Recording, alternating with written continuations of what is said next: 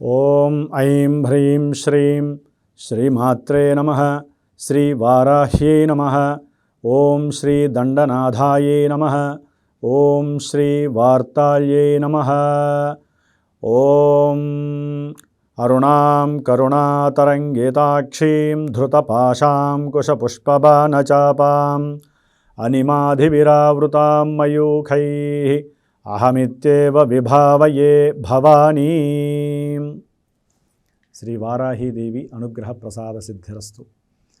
మనకి ఆషాఢమాసము, ఈ ఆషాఢమాసంలో విశేషమైనటువంటి పండగ ఏదయ్యా అంటే వారాహీదేవి అమ్మవారి యొక్క నవరాత్రి ఉత్సవాలు. మరి మనకి ఆషాఢమే కాకుండా దేవీ శరన్నవరాత్రులు అని మనకి శీతాకాలం ప్రారంభంలో ఆశ్వీజ మాసంలో అమ్మవారు నవరాత్రులు నవవిధ శక్తుల్ని కొలిచేటటువంటి ఆచారము. అలాగే చైత్రమాసము వసంత ఋతువు ప్రారంభంలో దేవీ నవరాత్రులు అప్పుడు కూడా చేస్తారు. అమ్మవారి వసంత నవరాత్రులు అంటారు. ఈ విధంగా మనకున్నటువంటి వేసవి కాలము, అట్లాగే వర్షాకాలము, శీతాకాలము, ఈ మూడు కాలాలలో మార్పులు జరుగుతూ ఉంటాయి. ఋతువులు మార్పులు. ఇప్పుడు గ్రీష్మ ఋతువు అది అయిపోయి మనకి వర్ష ఋతువు అని ప్రారంభమవుతుంది. అంటే అధికమైనటువంటి వేడినిచ్చేటటువంటి కాలం నుంచి చక్కగా కూలయ్యేటటువంటి చల్లదనాన్ని ఇచ్చేటటువంటి వర్ష ఋతువు. ఇక్కడ గ్రహాలు కూడా మారిపోతాయి. దానికి రవికుజులు అధిష్టాన దేవతలైతే దీనికి చంద్రశుక్రులు అధిష్టాన దేవతలు వర్షానికి, వర్ష ఋతువుకి. కాబట్టి ఈ ఋతువు యొక్క మార్పు జరిగేటప్పుడు దీన్ని సంధికాలము అంటారు. ఈ సంధికాలంలో ప్రకృతిలో ఎన్నో రకాలైనటువంటి సమస్యలు మనకి పంచభూతాల ద్వారా వాటిల్ని ఆవహించి, అంటే అవి మనల్ని ఆవహించి ఉంటాయి. వాటి కింద మనం ఉన్నాం కాబట్టి ఎన్నో రకాలైనటువంటి సూక్ష్మ క్రిముల ద్వారా, అట్లాగే విషపూరితమైనటువంటి ఎన్నో జంతువుల ద్వారా మనకి ప్రమాదాలు సూచించే పరిస్థితి. అనారోగ్యపరంగా మానసికమైనటువంటి బాధలు, బుద్ధి సరిగ్గా పనిచేయకపోవటము, తినే తిండి అరక్కపోవటము, తిండి ద్వారా ఎన్నో రకాలైనటువంటి ఆపదలు కలగటము, ఇట్లా రకరకాలైనటువంటి శారీరక రుగ్మతలు కలగటానికి ఈ యొక్క సంధికాలము ఉపకరిస్తూ ఉంటుంది. కాబట్టి ఈ సంధికాలాన్ని అధిగమించి మన యొక్క ఆరోగ్యాన్ని పదిలపరుచుకోవటానికి, మన మనసులో ఉన్నటువంటి దుర్మార్గమైనటువంటి ఎన్నో చర్యలు, ఎన్నో రకాలైనటువంటి దృష్టి విభేదాలు కావచ్చు, వాక్కుపరమైనటువంటి భాషణలు కావచ్చు, అట్లాగే వినకూడని మాటలు వినటము, మనం ఏదైనా పరుషపు మాటలు మాట్లాడటము, శరీరంతో చేయకూడనటువంటి ఎన్నో పనులు చేయటము, ఇట్లా మనకున్నటువంటి పంచేంద్రియాలతో ఎన్నో దోషాలు ఆవరించబడి ఉంటాయి. కాబట్టి పంచేంద్రియ నిగ్రహం కోసము, మన బుద్ధి బలము, జ్ఞాన బలము పెంచుకోవటానికి, అట్లాగే మన యొక్క సనాతన ధర్మంలో ఈ యొక్క అమ్మవారి ఆరాధనల వలన మానవ శరీరము ఒక శ్రీచక్ర నవ నిర్మాణము అంటారు. అంటే శ్రీచక్రానికి బిందు త్రికోణ వసుకోణ దశారయుగ్మ మన్వస్త్ర నాగతల షోడశ పద్మయుక్తం వృత్తత్రయంచ ధరణీ సదనత్రయంచ శ్రీచక్రమేతముదితం పరదేవతాయాః. అంటే శ్రీచక్రంలో ఉన్నటువంటి నవ ఆవరణలన్నీ కూడా అమ్మవారికి సంబంధించినటువంటి దేవతలతో ఆవరింపబడి ఉంటుంది. ఆవరణలన్నీ కూడా అట్లాగే మన శరీరంలో కూడా ఉన్నటువంటి నవనాడులు కావచ్చు, సప్తధాతువులు కావచ్చు, పంచేంద్రియాలు కావచ్చు, అట్లాగే మనకి షట్చక్రాలు కావచ్చు, ప్రతిదీ కూడా దేవతా స్వరూపంతో ముడిపడి ఉన్నవే. కాబట్టి మన లోపల ఉన్నటువంటి దేవతా సమూహాలని కాపాడుకోవడానికి మనల్ని మనం ఉత్తేజపరుచుకొని మనసు ద్వారా చేయబడేటటువంటి కార్యక్రమమే ఈ యొక్క ఉత్సవాలు.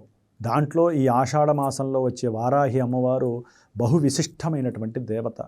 కామ, క్రోధ, లోభ, మోహ, మద, మాత్సర్యాలన్నీ కూడా మనకి తీసవతల పారేస్తుంది ప్రతి మనిషిలో ఈవిని ఆరాధిస్తే కనుక. అట్లాగే మనకి ముఖ్యంగా శత్రుబాధలు, అంటే మనలో ఉన్నటువంటి అరిషడ్వర్గాలే మనకి శత్రువులు. ఇందాక చెప్పినటువంటి అరిషడ్వర్గాలు అంటారు. వాటిల్ని నివృత్తి చేసుకుంటూ కిందకి అదిమేస్తూ బహిర్గతంగా మనకి చెడు చేయాలని చూసేటటువంటి వాళ్ళు, అది వ్యాపారపరంగా కావచ్చు, ఉద్యోగంలోంచి మనల్ని బయటికి, అంటే ఉద్యోగాలు రాకుండా చేసేవాళ్ళు ఉంటారు, మనకి ఉద్యోగం వచ్చిన ఇబ్బందులు పెట్టేవాళ్ళు ఉంటారు, మనంతట మనం ఉద్యోగాన్ని రిజైన్ చేసేటటువంటి పరిస్థితిని కూడా తెస్తూ ఉంటారు. వ్యాపారస్తులైతే కనుక వ్యాపారంలో అసలు ఆకర్షణ లేకుండా కూడా ఎవరెవరో ఏదో చేస్తూ ఉంటారు, తాంత్రిక ప్రయోగాలు చేస్తూ ఉంటారు. అట్లాగే వ్యాపారంలో ఎన్నో రకాలైనటువంటి వాస్తు దోషాలు ఉంటాయి. ఆ వాస్తు దోషాలు పోవాలన్నా కూడా వ్యాపార స్థలంలో హోమాలు చేస్తూ ఉంటాను. ఎన్నో సంవత్సరాలు బట్టి ఎన్నో వ్యాపార స్థలాల్లో ఈ అమ్మవారి, వారాహి అమ్మవారి హోమాలు చేసినటువంటి రోజులు ఉన్నాయి. అట్లాగే ముఖ్యంగా శత్రు రోగ రుణబాధ నివృత్తి జరుగుతుంది. రుణబాధలు అది వాహనపరంగా కావచ్చు, లేకపోతే ఇంట్లో అమ్మాయి కానీ అబ్బాయి కానీ పెళ్లి చేసుకున్న ఒక గృహం నిర్మించేటప్పుడు కావచ్చు, లేకపోతే ఏదైనా ఉద్యోగ సముపార్జన కోసం కావచ్చు, కుటుంబ పోషణ నిమిత్తమే కావచ్చు, ఆరోగ్యం బాగోక హాస్పిటలైజేషన్ అయినప్పుడు ధనాన్ని ఏదైనా సరే రుణంగా తీసుకోవచ్చు, లేకపోతే ఒక స్థలాన్ని ఎక్కడైనా సరే తాకట్టుగా పెట్టి ధనాన్ని లేకపోతే బంగారాన్ని తాకట్టుగా పెట్టి రుణాన్ని తీసుకోవచ్చు. ఇక శత్రువులు అంటారు, మన చుట్టూ ఎవరైనా ఉండొచ్చు, బంధువులు ఉండొచ్చు, లేకపోతే ఒకే కుటుంబంలో ఉన్నటువంటి తల్లి తండ్రి అన్న తమ్ముడు చెల్లెలు ఎవరైతే ఉన్నారో వాళ్ళల్లో ఒకళ్ళంటే ఒకళ్ళు పడకపోవచ్చు. ఇట్లా శత్రువులంటే ఏదో మనకి ఏదో ద్రోహం చేసేవాళ్ళు కాదు, మన మాట వారు వినకపోవటం, మన చేతలు వాళ్ళకి నచ్చపోవటం, వాళ్ళు మనతో పోట్లాడటం, ఎవరైతే మనతో పోట్లాడినా అది కూడా శత్రుత్వం కిందే లెక్క. మన మనసుని ఎవరైతే బాధ పెడతారో ఆ మనోవిచారాలకి మనకి అనారోగ్య బాధలతో పాటుగా చేయాలనుకున్న ప్రతి పని కూడా ఆటంకాలుగా సాగుతూ ఉంటుంది.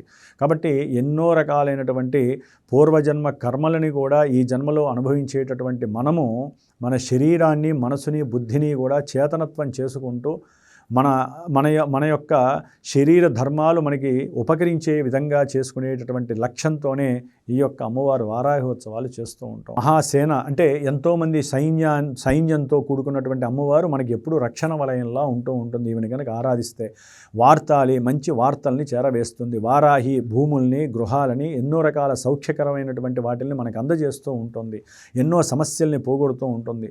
కాబట్టి ఈ విధంగా అమ్మ నామాలు జపిస్తూ ప్రతినిత్యము ఈ యొక్క ఆషాఢ మాసంలో అందరూ ప్రపంచము బాగుండాలి, భూగోళము బోన బ్రహ్మాండాలు బాగుండాలని కోరుకుంటూ దేవీ ఖడ్గమాల, లలితా సహస్రనామము, అట్లాగే లలితా అష్టోత్తరము కూడా చదివితే ఇంకా ఉద్దండంగా ఉంటుంది.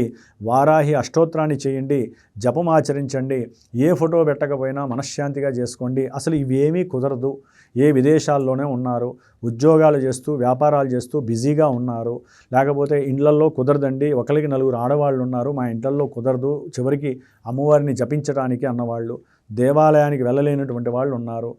ఎవరైనా సరే వారికి ఏ సమస్య ఉన్నా ఆ సమస్యను నాకు ఫోన్ చేయండి, వారి గోత్రము పేరు నాకు ఇవ్వండి. నేను నా యొక్క శ్రీమాతా జ్యోతిషాలయ పీఠంలో ఈ 9 రోజులు విశేషమైనటువంటి అమ్మవారి యొక్క పూజని చేస్తూ ఆ తల్లి యొక్క అనుగ్రహాన్ని మీ అందరికీ కూడా పంచుతూ పంచమి రోజు అంటే 18వ తారీఖు సాయంత్రము, శనివారం సాయంత్రము కానీ లేదా మనకి అష్టమి రోజు కానీ అమ్మవారి యొక్క వారాహి హోమాన్ని ఆచరిస్తున్నాను. ఈ యొక్క భస్మ ప్రసాదాన్ని, నిత్యము చేసినటువంటి కుంకుమ ప్రసాదము, శ్రీచక్రార్చన వారాహి కుంకుమార్చన ప్రసాదాన్ని, అట్లాగే జపం చేసినటువంటి తీర్థాన్ని ఒక కంకణ రూపకంగా అంటే ఒక రక్షగా, వారాహి రక్షగా మీకు అందించే ప్రయత్నం అయితే నేను చేస్తాను.